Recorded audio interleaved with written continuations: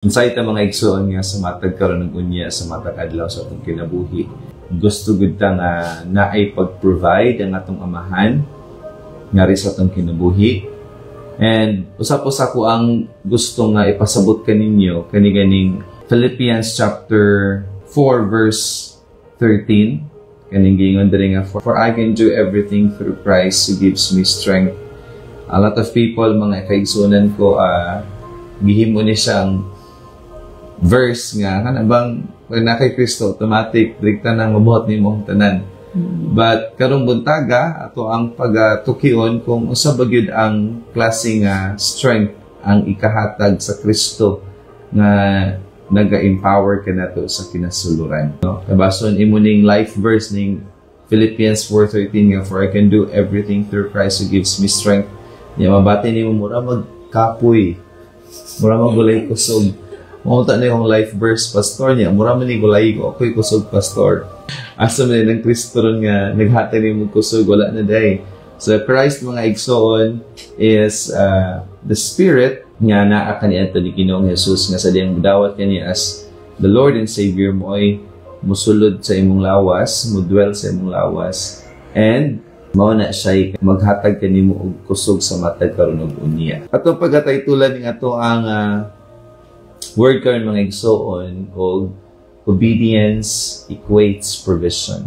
And ang ato ang main verse will be taken from the book of Philippians chapter 4 verse 10 to 14. Sige. Ako kining Ibn Charm, can you please read it on NLT? Philippians chapter 4 verse 10 sa English version, and then I will be reading it on Cebuano. Alright, so Philippians chapter 4 verse 10. How I praise the Lord that you are concerned about me again. I know you have always been concerned for me, but you didn't have the chance to help me.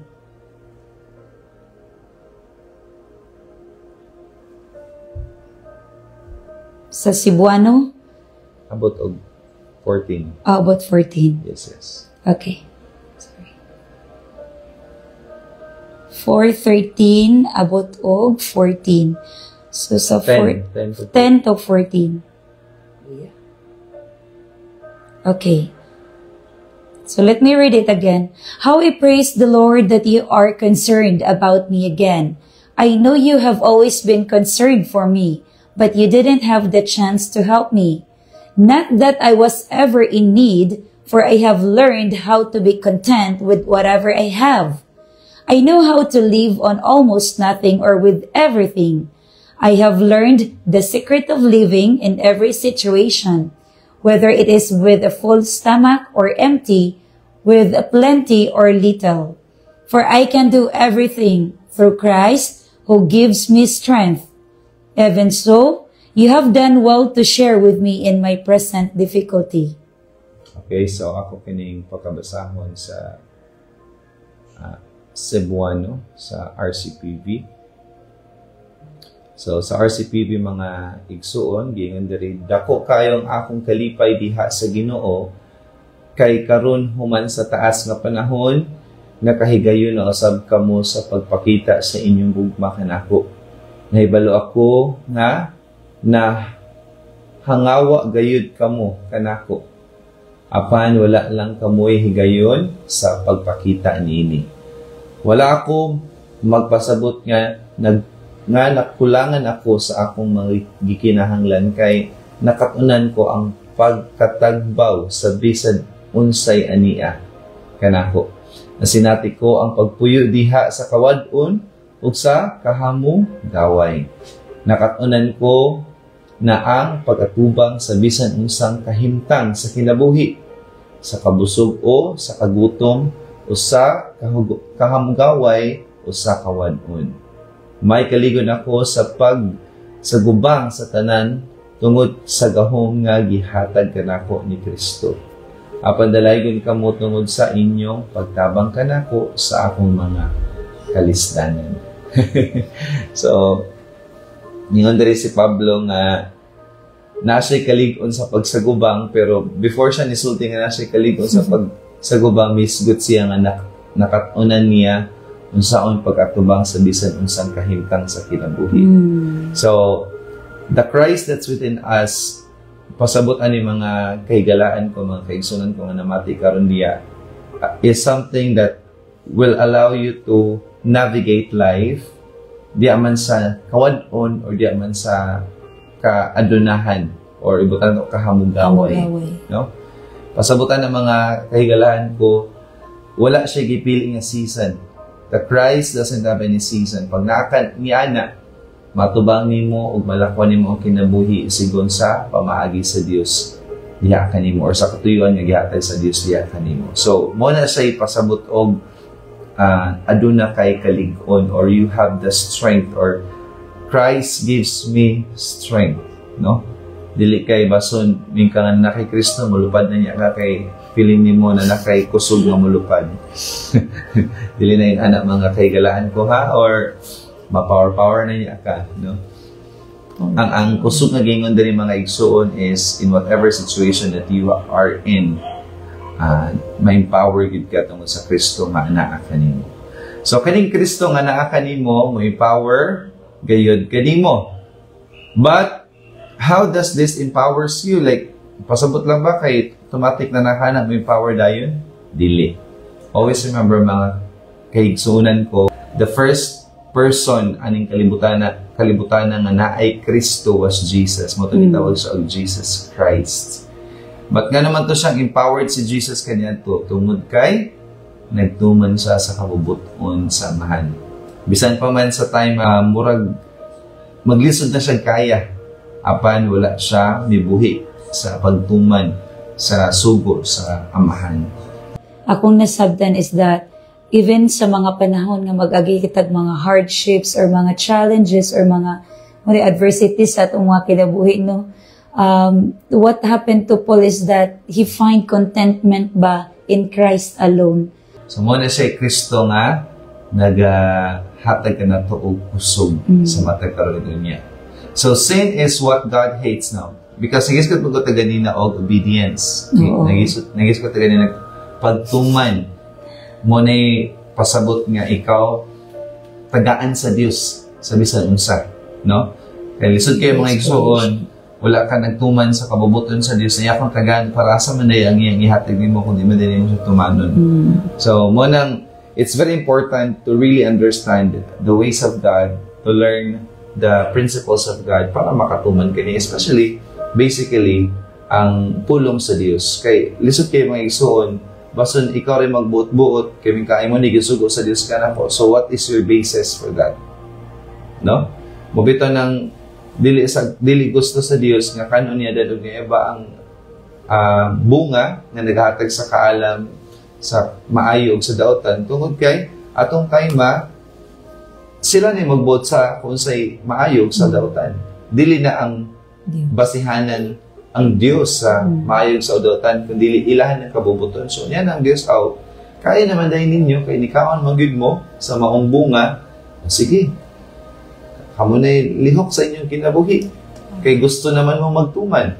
No? Sama sa usa ka anak nga di na ganang mupuyo, di na ganang mutuman sa kabubuton sa ilang gilikanan sa usa ka sa sulod sa panimalaya o di ang anak mulayas. No? But careful pag mulayas ka. Kay imuhan ang tanan. Ikaw na yung mangitag trabaho para sa imong kagalingon. Ikaw na yung mulabas imong sinina. Ikaw na yung mulutos para sa imong kagalingon. Ikaw na tanan. Be careful kung ganahan ka magtuman sa imong kabubuton because freedom takes responsibility. Ang imong kung gusto ka may imong gawas nun sa imong kinabuhi, kinanglan mas responsable ka. Kaya dili pasabot gawas nun ka, pwede mo mabuhatanan. Yes, pwede mo mabuhatanan, pero you have to take responsibility to it. Unang giingon diri maigsoon sa atong title nga obedience equates provision. Kaya daghan kayong panahon nga gusto tang i-provide ta sa Dios, tagaan ta sa Dios, panalanginin ta sa Dios, pero matingarata nga nung murag wala gyud panalangin, nga nung murag wala gyud provide ang Dios. Tinuod ba gyud ding Dios nga nag-provide?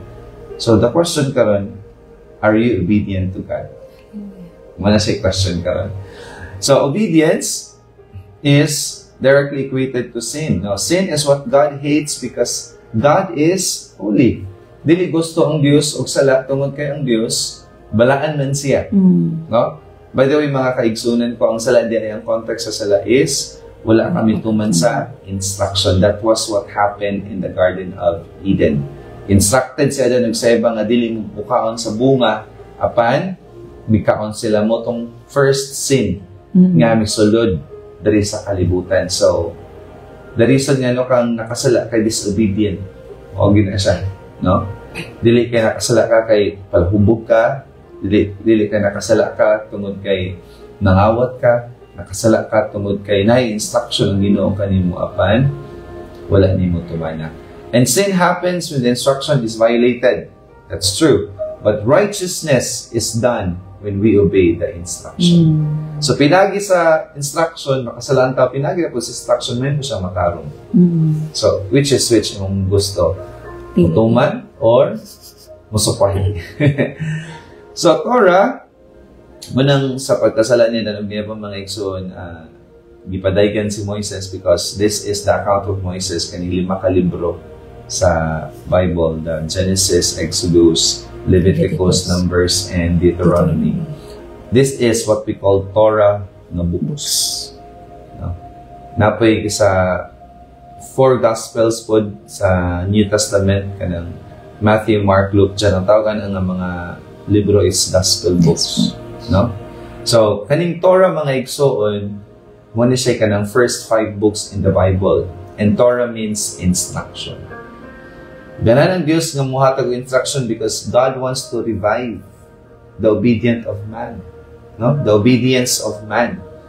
Dahatag og instruction ang Diyos kay ganan siya nga tagaan og grace, naglaom ang Diyos nga bason pinagi niini mo tuman ni kay di man mo tuman og kay instruction bason daghanon na ko mo tuman kay no gikan sa usa ka instruction ni kabat siya pulo abot sa 10 commandments ang tudabot sa 613 kabalaod, social, civil law, moral law. Abot na siya diyang 613. So, muna mga igsoon, kung di ta katuman sa usa ka instruction, mudagkan yun na.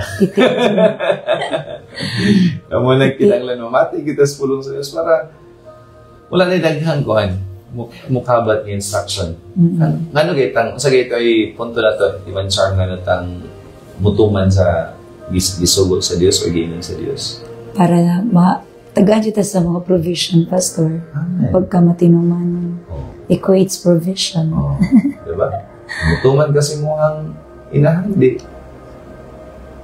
Paeskulahan ka kung naningkamon kasi mo pag-eskwila sa high school, di paeskulahan, pagsiliman, kaya pwede man yung mayroon eskwila.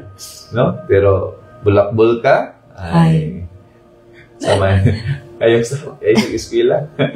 No? Yan na ba mga igsoon, especially to the people nga nag-give of instruction. Sama na ako, I'm a teacher in public school. So, every day maghatag yung instruction sa mga bata. So, of course, unang-una mo hatag instruction, pag makabanti ka, diling mo, tuon yung bataan na, ano pa man kang magsige o hatag instruction na niya, hindi mo na siya kapuman. No? So, ang imong pagsalig, mapunta sa mga bata nga mutuman. Amen? Ang imong paghatag, actually, ang teacher, di ko siya, wag ko siya favoritism, di ba? Pero it's just, like magod ang response sa mga bata based instruction sa teacher. No? So, samara po sa Diyos, wala siya favorite ang Diyos. Kaso lang, di makamutuman sa instruction, so ano naman tikang providan, di ba? Nga, gaginahi, mga kaparaasa man akong provision nga ako ihatay nimo para ikadaot nimong samot. No? Kaya sa ipudra ba, ang mga things nga nabot sa itong kinabuhi, wala po ang dili po na siya makahatag o ikaayo na ito, samot tayo din na ito properly use ang mga butangan na nato. No? Pareha ng motor. Eskwela ko maling, pwede yung motor harong maka-travel ako ra. Hindi, napaytag og motor, kasi nanog sa laag. Mano na cause nga na-disgrasya. Kaya nga naman, sayop na ang paggamit sa provide sa tingkanan sa anak. So, it's good to be provided, but the question ka rin, are you able to manage the provision na gihatag sa Diyos kanino? No? Amen ba, Ivan Char? What can you Amen, say about amen. that, Ivan Char? No, so sa giingon po ni mo, Pastor, nga sa dihang providan ka, naapo kay responsibilidad. Amen. So, it takes responsibility mo itong giingon ni Pastor ganina nga, are you able to manage na niya? No? So, pagkanindot kay, ang ato magong gisgutan is obedience equates provision. So, sa dihang magtuman ka sa kabubuton sa Dios, so, wala, usa pa ba'y magkulang kanimo? Ano na? No? Amen. So, mo to mga igso, no? Ang Torah, it means instruction. When Moses was called by God to lead the Israelites, Moses was given commandments. So, ikatingala nga, may Bible nga puros na, dagkan kayo ng instruction, it's because ganana ang Diyos kung mo-provide nimo. Because without provision, you cannot go on with life nga light ang imuhang kinabuhi. Pwede man ka dili provide sa Ginoo, pwede ikaw may maningkamo. But the question karon, di ka ma-stress, dili ka mabugatan. Yes, there are a lot of people karon Ivan Charm. I will be very quiet. I will be very blunt about this. Na yung mga tao karon nga naatuod sila pero kumusta ilang kinabuhi. They're very stressed. They're bang gibugatan sa kinabuhi. That's not the will of God sa imong kinabuhi. Ganan ang Dios na maglakaw kang agaan, maglakaw ka ning kalibutan nga puno sa kalipay, puno sa kalinaw. Inaatod kay dagang kwarta kay nakapanikamot ka pero stress labad ang ulo, wala saktong tulog. Gisipok, diba? Gikuan. Ang pinaka-worst anak, makadalay pa siya aglayang tao. Diba? If di nasakta mong paminsan, because wala na kayo saktong kalinaw, daghan na magdalay ka na. So, mo nang, yes, you can provide by your own means, by your own way, by your own effort. But the question karon, gaan ba sa imong pamati? But the will of God sa imong kinabuhi, kailangan siya nga, mo-provide siya nimo, mutuo lang kaniya, kay nanan diya ang package na siya, kalipay, kalinaw, gugma, na siya diya. Dami na kayong kinabuhi, no? And Solomon, when Solomon was asked by God, kung sa imong gusto Solomon, kay mo man jud kong gihalaran og baligos kalibo ka baka sa imong ganahan, bahandi or gingharian? Hindi pangayo ni Solomon, wisdom. Because always remember mga kaigsunan ko, with wisdom you can obey God. You cannot obey God if sa may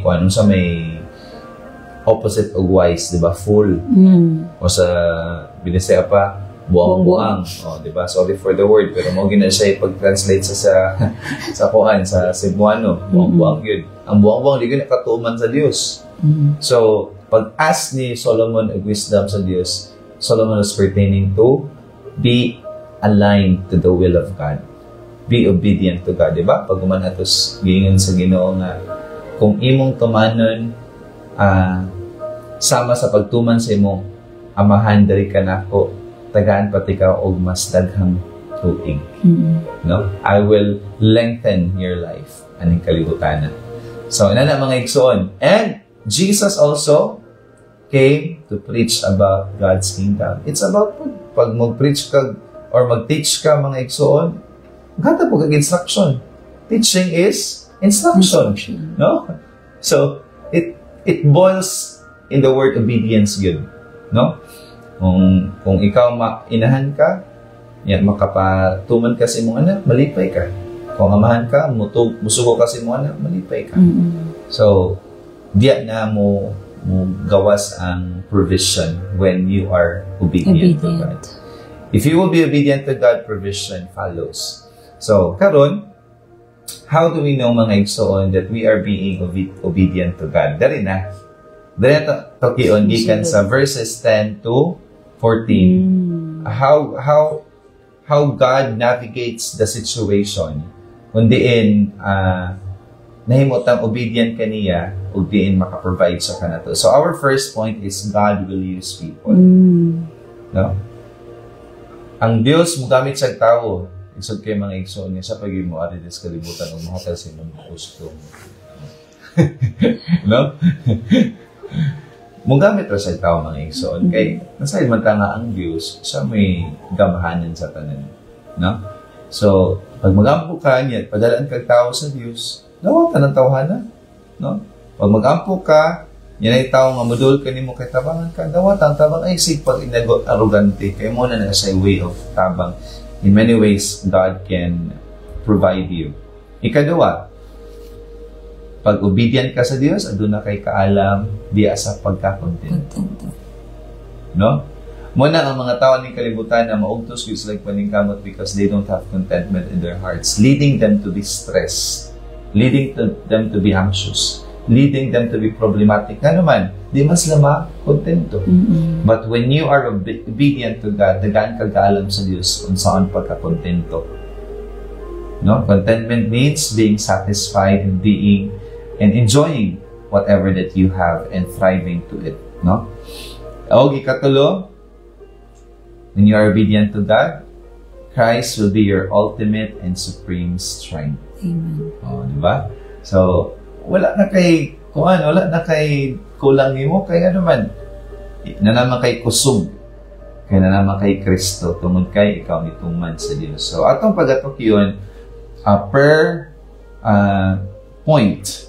So, alita sa Philippians 4:10. Gingon diri, dako kayo nga akong kalipay diha sa Ginoo kay karon human sa taas nga panahon nakahigayon na usab kamo sa pagpakita sa inyong gugma kanako. So niya na si Pablo nga ang taga Filipos ni pakita sa gugma diri kaniya, no? Nahibalo ako nga nahangawa gayud kamo kanako apan wala lang kamoy higayon sa pagpakita niini. Sa kung masultihan ni Charlie. Diri ni mo makita pastor no nga kung unsa imong gitanong sa mga tao, ikaw ra pud ang muani kay ningon man diri di ba after man sa pagpanudlo ni Pablo sa taga Filipos and then they give back to Paul no sa ilang ni suporta sila kay giingon pagad diri nga gipakita nila ang gugma ni Pablo. So mo na giyon diri nga God will use people. Pinagis mga katawan usab kung unsa pagkakulang diha kanimo adunay mga pamaagi ang Dios nga ang people ang mga katawhan pod mo balik nimo ana or muhatag nimo niya na. So diini nga dapit makaana ko pastor nga Paul was getting support or love from the people sa taga Filipos. Hallelujah. No? Katungod tuman man si Pablo sa kabubuton sa Dios nga magtudlo siya o maghimo siya sa kasimbahanan. So katong natudloan ni Pablo, mura po tayo gigamit sa Dios para siya suportaran. In fact, mga igsoon, wag ka problema si Pablo aning Filipos. Kaya ano ko, imong tanaw ng Philippians nga book, teacher niya nga letters ni Paul. Pila raman ka chapters? 4 chapters. Kasi dagang ikasulti. Wala dagang ikasulti kay. May problema siya ni. Kung nato kas Corinto, ay daw ka letter. Mga buluyagon. No? Munang kamatay ka sa Corinthians, dito dyan nag-i-explain ni Paul to what is love. Oo. Okay, kaya napos na yung mga problem or issue kabayin silang paghigugma kung saan pagpadayag sa igugma sa ilang mga gifts. Dito na ipang sulat ni Pablo. No? So, dito mo makita mga kaigsunan kung tungod kay mituman si Pablo sa kabubuton sa Diyos na maghimo siya sa kasimbahanan. Kay simbahan man ng Roma, Thessalonica, Galacia, Hebreo,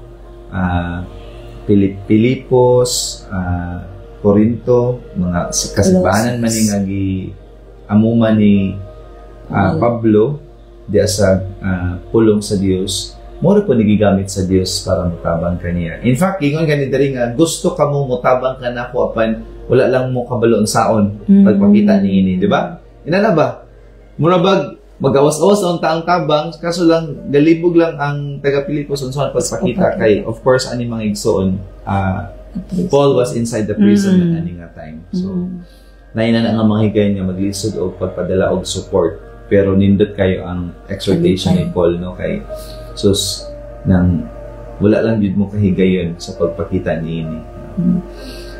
So if you do what God will ask you to do, He creates a resource for you to be sustained in all aspects. God is the source and He will make resource.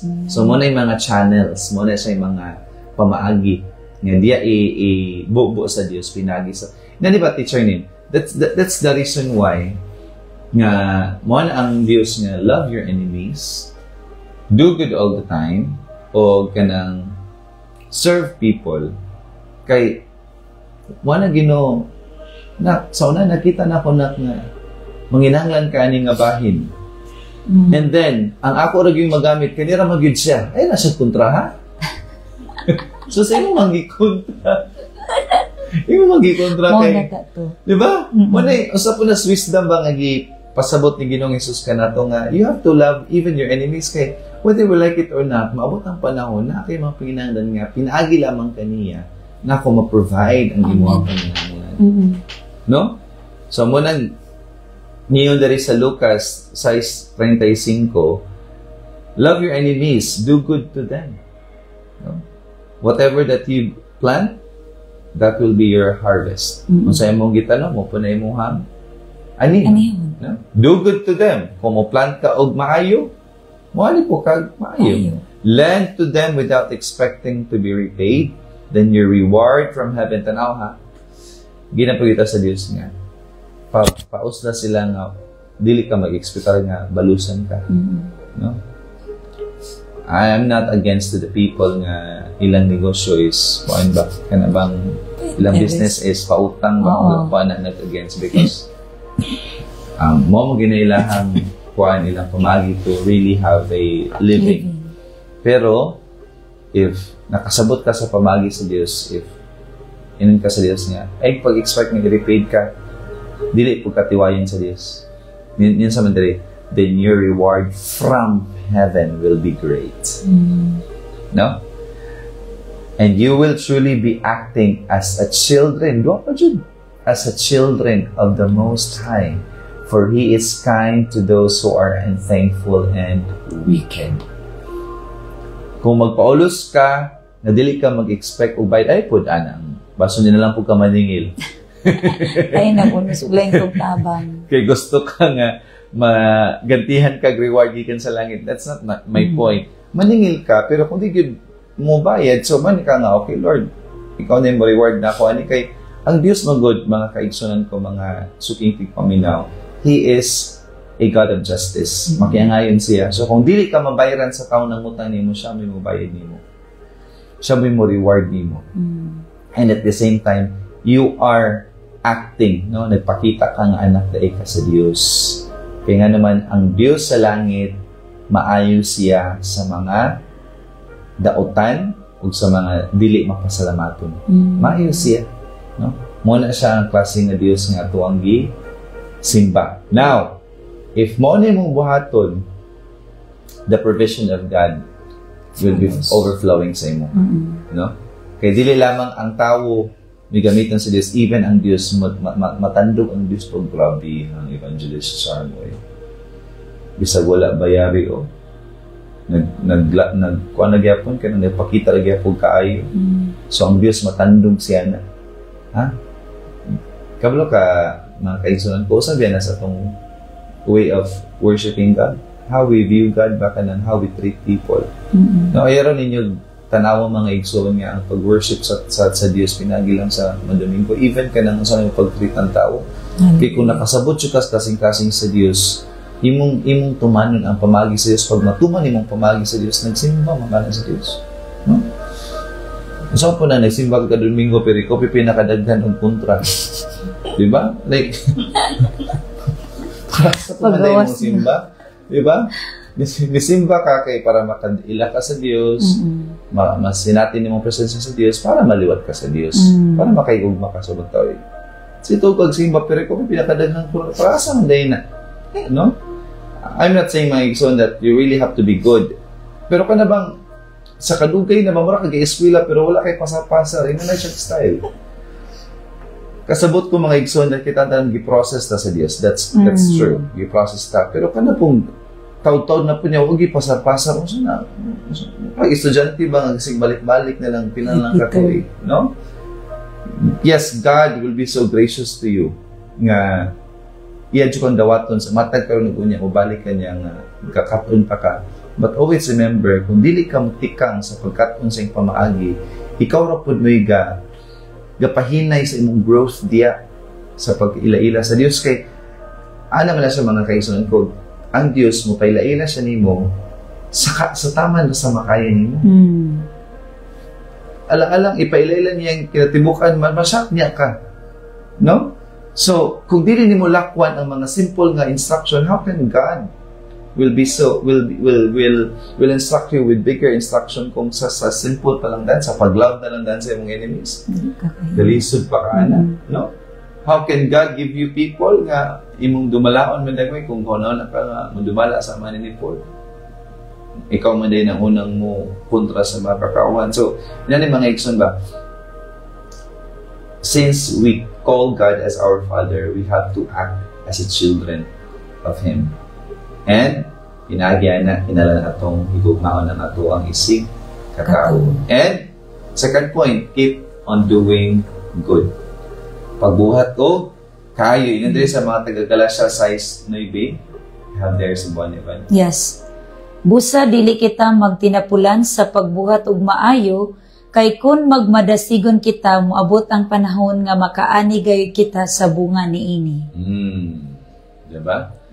So, the reason nga no kang naianihon kay tungod na kay which is ang kaayo. So, gitudlon ko ta sa Dios ani mga kaigsunan ko para mamahimo ang goodness ba nga atong buhaton mahimo na siyang nature nato ba.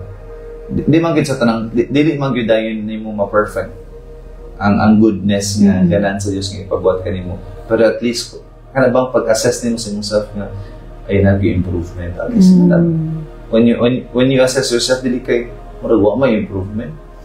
Muna mo to ko mga igsoon nga the only constant aning kalibutan is change. That should be the thing, that should be the case nga i-change ka but for the better. No? Nga nagbuhat na ka o nagtanom na kag mga kaayuhan. And finally, serve people. Matthew 20:26, but among you it will be different. Whoever wants to be a leader among you must be your servant. Kung gusto kang magdumala, pinakaunang igod ni mong baton o pinakabuhatan din mo is mamimong kang ubos nga mga lagad. No? Because with great power comes with great responsibility. Kung gusto ka nga mag-leader, kinanglan ikaw mo'y pinakadako og scope sa buluhaton. Kaya lisod kayo ng leader lang kanin, wala kayo gibuhat. What for pa man mong pagka-leader? Nga ikaw may mo lead, ikaw may mo set sa example, ikaw may mo set sa standard because you are the leader. So what happens if you don't set the standard, if you don't set the example, sumura po na ikopyahon sa imong mga ialagaran. Amen? Amen. So, if you want these people to serve you, to be inspired by you, then you have to be a servant also to them. Second, wisdom in contentment. Please read Ivan in Philippians 4:11 in NLT and RCPB, and also in 12. Alright. So, Philippians 4:11 to 12. Not that I was ever in need, for I have learned how to be content with whatever I have. I know how to live on almost nothing or with everything. I have learned the secret of living in every situation, whether it is with a full stomach or empty, with plenty or little.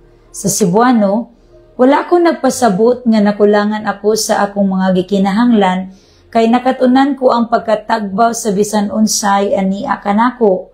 Nasinati ko ang pagpuyo diya sa kawadon ug sa kahamugaway. Nakatunan ko na ang pagatubang sa bisan unsang kahimtang sa kinabuhi, sa kabusog o sa kagutom, ug sa kahamugaway o sa kawadon.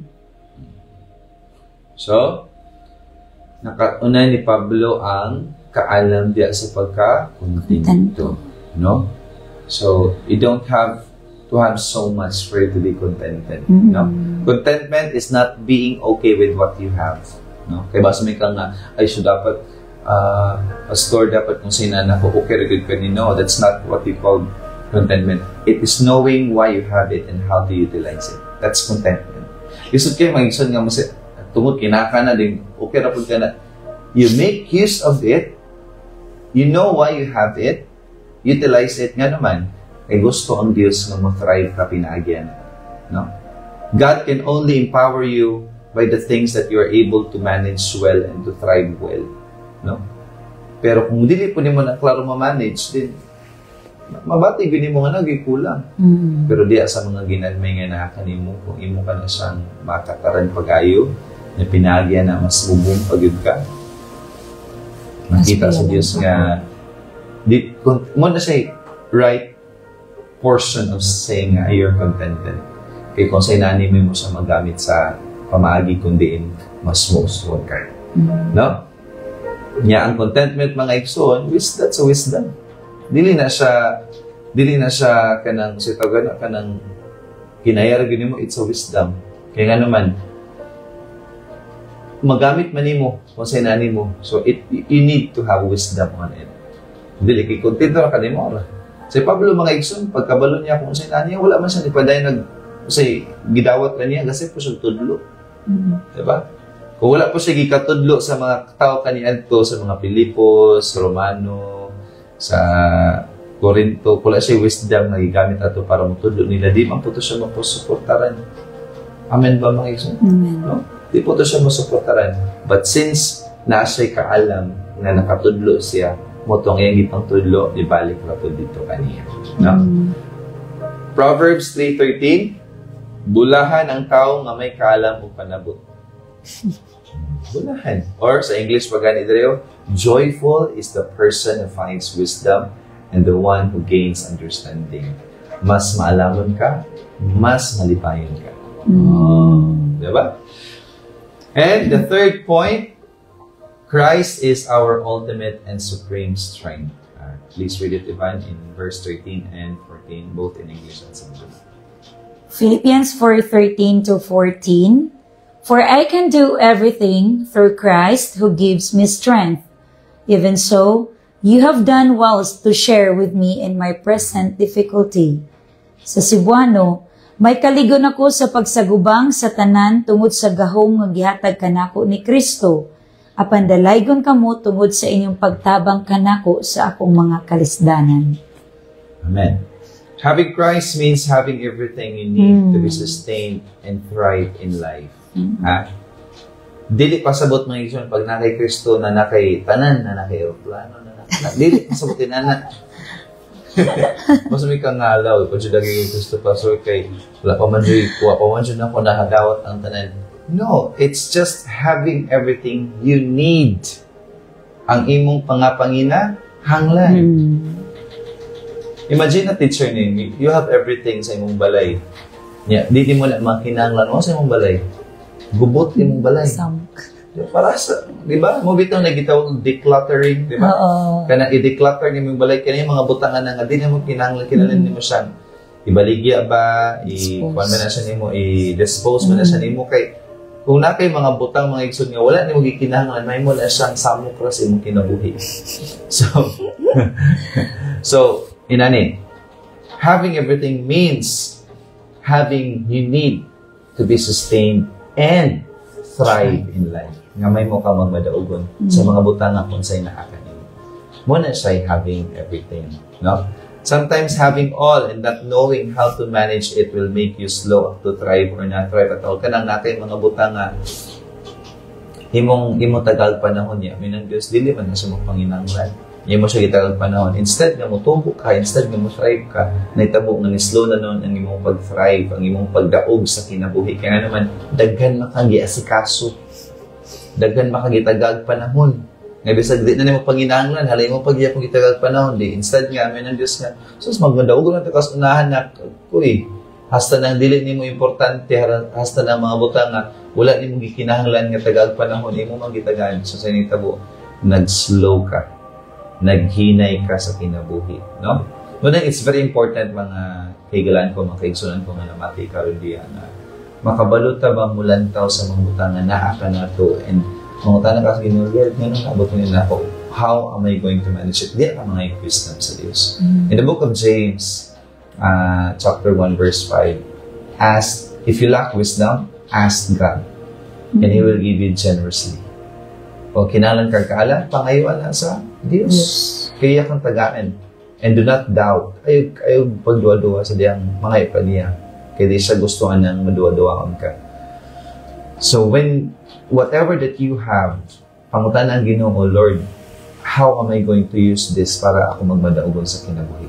That's what we call Christ is our ultimate and supreme strength. Kaya naman, pinagi sa Kristo nga na kanimo, makabalo kang manage sa mga butang na gihatag sa Diyos o gipiyal sa Diyos diya kanimo. No? Sila sultin ni Mauro Evanchar. Usa sa ako nakatunan sa gipang tudlo lang pud pastor no sa atong mga elders and kanimo usab nga being contented is part of the character that God wants us to. Kanang pagkakontento dili pa pasabot nga kato sa gingon nimo pastor nga you should have everything but it's your choice ba nga whether sa panahon nga naa ka or wala, be contented with what you have. So diya na mo sulod ang pagpili sa pagkamalipayon or magsige kag mukmuk because you don't have that thing imong gipangayo. So ang pagkakontento judi ay is being na-add full pack ni Jesus Christ, having relationship with Him. Gani na sa Hebrews 13:5 nga dili kita mahigugma sa bisan unsang mga naay mga salapi or mga material nga butang. Dili kita mahigugma niya na kay Jesus niya na siya dili gayud kamo biyaan or talikdan. Kinanglan makontento kamo sa kun unsay anaa kanyo kay naginang Dios dili ko gayud kamo biyaan o talikdan. Amen. Imagine nato na siya dito sa Book of Matthew nga kung ang mga langgam i-provide niya sa mga wala na trabaho, kung ang mga lilis gidress gani samahan nga mabutang pa ng sunugon na ikaw pakangan niya para iyak ng palitan. He will provide you with the things that you need. Sometimes manggod dili ka makabantay nga gi-provide tas Ginoo because our perspective is not the way God perceives it. Bitaw nang gitulon jud ta pag-ampo kay kanang pag-ampo mga kaigsoon ko dili man na just like asking a good God nga Lord, tagara gid kami. When we pray, we have to align our will to the will of God. Kaya siya managay atong Diyos, siya managay atong Ginoo, siya managay ang nakabulustanan. So, kita may magbutmut, kaya ito nibalan karon naman. Diba? When we pray, do not just ask from God. Pangutan ang Ginoo nga, sa may mong will yun, Lord, sa akong kinabuhi. Kaya kung imo na siyang tumanan mga iso ng will, kanang pag-provide sa Ginoo nimo mo follow man naman nakita man na sa Dios nga mituman ka sa iyang kabo buton no ingon sa Ginoong Hesus diri sa Juan 6:35 ako mao ang pan nga naghatag sa kinabuhi ang moari kanako dili nagayud gutomon ug ang muto kanako dili nagayud uhawon. It pertains to needs. Ang panginahanglan sa tao kinahanglan mabusog, kinahanglan ma-quench ang thirst. Pagmudul ka ni Ginoong Hesus, kanang pagtuo ba, kanang yun daring ang mutuo ka na po, pasabutan na, mutuman kasi ang pamaagi. No? Sa migingon, dili na gayud, so never na ka muhawon. Dili na gayud ka gutumon, so never na ka gutumon. Pag mutuo lang ka sa wisdom yung ikahatag sa Diyos kanino. So munang, when we come to God, we have to learn. No?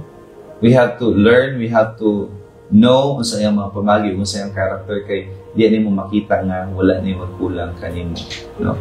And in Colossians 2:9, sa ibutan ni Evanchar, for in Christ lives in all the fullness of God in a human body. Sa Cebuano, kay ang tibuok nga pagka-Diyos anaa kang Kristo sa iyang pagkatawhanon. For in Christ, diya ni Kristo naa kinatibukan sa pagka-Diyos. So, kung na kay Kristo na, mo kinatibukan sa pagka-Diyos. Now, the problem karon like magudang imuhang giatubang. No? Dili ang pagtuman sa kabubuton sa Diyos. And inanin siya mga igsoon. It's almost time naman. I'd like to exhort this before we're going to end. Obedience to God takes knowing Him. Di ka makatuo sa Diyos kung dili ka niya makailan. No? Everything falls from or boils down to the fact nga nakailabawit ka sa Diyos. Kung dili ka makahigugma sa Diyos, wala pa siya ka nakaila sa Diyos. Kung dili ka makatuman sa Diyos, wala pa siya ka nakaila sa Diyos.